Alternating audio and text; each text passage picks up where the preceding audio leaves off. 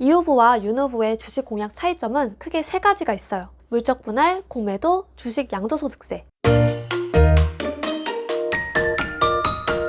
안녕하세요, 크리스탈입니다. 3월 9일 대선을 앞두고 후보들이 주식 공약을 내세우고 있는데요.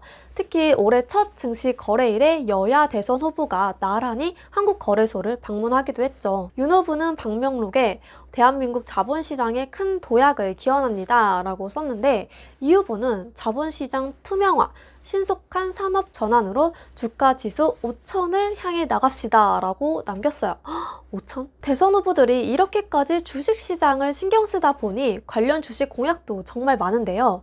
이 중에서 어떤 것을 중점적으로 봐야 하는지 쉽고 빠르게 핵심만 살펴볼게요. 우선 양측 모두 개인 투자자에게 우호적인 정책 중심으로 공약을 발표했어요. 하지만 세부적인 방법이 다른데요. 크게 세 가지 부분에서 차이가 있습니다. 첫 번째는 물적 분할인데요. LG화학이 물적 분할로 LG 에너지솔루션을 상장시키면서 LG화학의 주주들을 보호할 방법은 없는가가 정말 핫한 이슈였죠. 왜냐하면 인적 분할이 아니라 물적 분할을 선택했기 때문이죠. 그래서 기존 LG화학 주주들에게 LG에너지솔루션 주식이 배정되지 않았잖아요. 혹시라도 이 말이 이해가 안 되시는 분은 이 영상으로 물적 분할에 대한 개념 꼭 이해하고 오세요. 아무튼 그래서 두 후보는 물적 분할로 인해 소액 주주들의 피해를 막는 대책을 내놨는데요. 두 후보 모두 물적 분할을 한 다음에 자회사가 상장할 때 발생한 새로운 주식, 신주라고 하죠.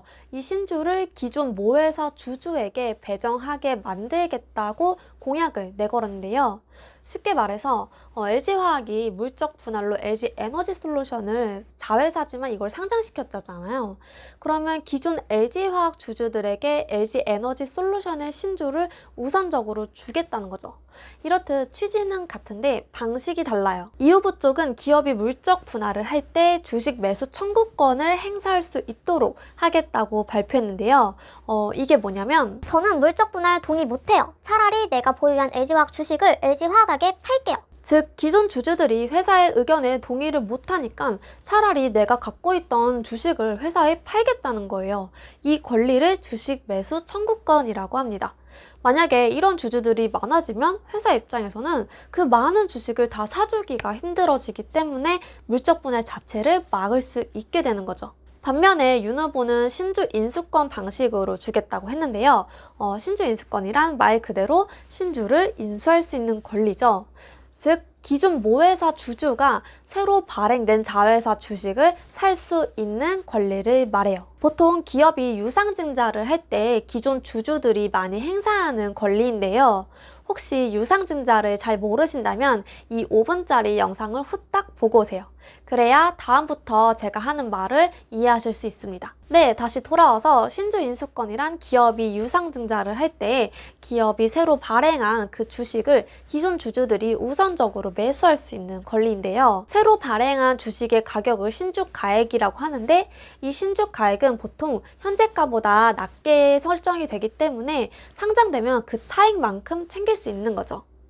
그래서 윤 후보의 공약의 핵심은 유상증자에 적용하는 이 신주 인수권 방식을 물적 분할에도 적용하겠다는 거예요. 예를 들면 LG에너지솔루션 공모가가 30만 원이었죠. 그런데 물적 분할이 적용되면 보통 투자자들은 30만 원에 사야 되지만 기존 주주들은 이보다 더 저렴하게 LG에너지솔루션의 주식을 우선적으로 매수할 수 있게 됩니다. 만약에 기존 LG화학 주주들이 20만 원에 매수했다면 LG에너지솔루션이 상장할 때 최소 10만 원의 차익을 낼 수 있는 거죠. 이렇듯 두 후보의 방식이 다를 수는 있어도 기존 주주들의 피해를 최소화한다는 점에서는 같다고 해석할 수 있습니다. 두 번째는 공매도입니다. 개인 투자자들의 온갖 미움을 받고 있죠. 두 후보 모두 공매도에 대해서는 폐지가 아니라 개선으로 방향을 잡았는데요. 아무래도 이 OECD 국가 중에서 공매도를 금지하는 국가가 없기 때문인 것 같아요. 그리고 저번 MSCI 영상에서 살펴봤듯이 선진국 지수에 포함이 되려면 공매도를 전면 허용해야 하기 때문에 어떤 후보가 되든 폐지는 없을 것 같습니다. 우선 개인 투자자가 공매도를 할 때 담보 비율과 수수료를 인하하겠다는 건 똑같은데요. 차이점으로 이 후보는 외국인이 공매도를 할 때 주로 프로그램 매매를 활용하는데 이에 대한 감시 체계를 강화하겠다고 했어요. 그리고 윤 후보는 주가 하락이 과도할 경우 자동적으로 공매도를 금지하는 공매도 서킷 브레이커를 검토하겠다고 했어요. 참고로 서킷 브레이커란 주식시장이 전일 대비 10% 이상 폭락한 상태가 1분간 지속하는 경우 일시적으로 매매 거래를 강제로 중단하는 제도입니다. 마지막으로 주식 양도소득세 공약인데요. 이 부분에 대해서 이 후보는 장기 투자자에게 양도소득세에 대한 우대 세율을 적용하겠다고 했고, 윤 후보는 양도소득세를 완전히 폐지하겠다는 파격적인 정책을 공약했어요. 이게 왜 파격적인지를 알려면 2023년부터 달라지는 양도소득세 정책을 알아야 돼요. 갑자기 세금 생각하니까 머리 아프시죠? 제가 쉽게 설명해 드릴게요. 양도소득세는 주식을 매도할 때 발생한 수익금에 부과되는 세금인데요. 국내 주식에는 양도소득세 없지 않아요? 라고 생각하실 수 있는데 아니에요. 있긴 있어요. 다만 누구나 내는 것은 아니고요. 한 종목당 10억 원 이상 또는 1% 이상의 지분율을 보유한 사람만 냅니다. 즉 대주주로 분류되는 사람만 과세 대상으로 한 최대 33%가 부과되는데요. 그래서 다수의 소액 투자자는 신경 쓰지 않았던 세금이죠. 저도 내보고 싶네요. 하지만 2023년부터는 주식 양도소득세 과세 대상이 소액 투자자까지 확대되었기 때문에 꼭 알아두셔야 합니다. 변경되는 주식 양도소득세 정책의 핵심은 펀드를 포함한 모든 금융투자 상품의 손해와 이익을 통틀어서 계산하고 순이익에 대해서 소액 주주와 대주주 구분 없이 양도소득세를 과세하겠다는 거예요. 연간 5천만 원까지는 비과세 혜택을 주겠다고 했는데요.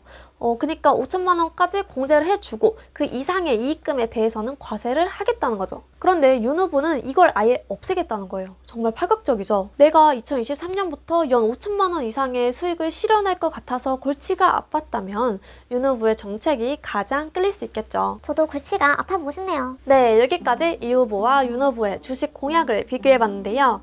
하지만 이런 정책이 빈말로 끝날 수도 있어요. 왜냐하면 이런 것들을 바꾸려면 사실 자본시장법을 바꿔야 하는데 이 법을 바꾸는 게 쉽지 않고 기업들의 반발도 있기 때문이죠. 다만 뭐 이런 목적과 배경이야 어떻든 간에 이 주식시장 공약이 공론화의 장에 오르는 것은 여러모로 긍정적인 측면이 있다고 생각해요. 개인적으로. 방식은 달라도 대선 후보들 모두 기울어진 운동장을 바로 잡겠다, 소액 주주들을 보호하겠다 이런 거잖아요. 그래서 이번 대선 과정을 통해 주식시장의 선순환 체계를 구축하는데 한 발짝 보탬이 될 수 있기를 기대해 봅니다. 오늘은 여기까지. 안녕. 지금까지 크리스탈이었습니다.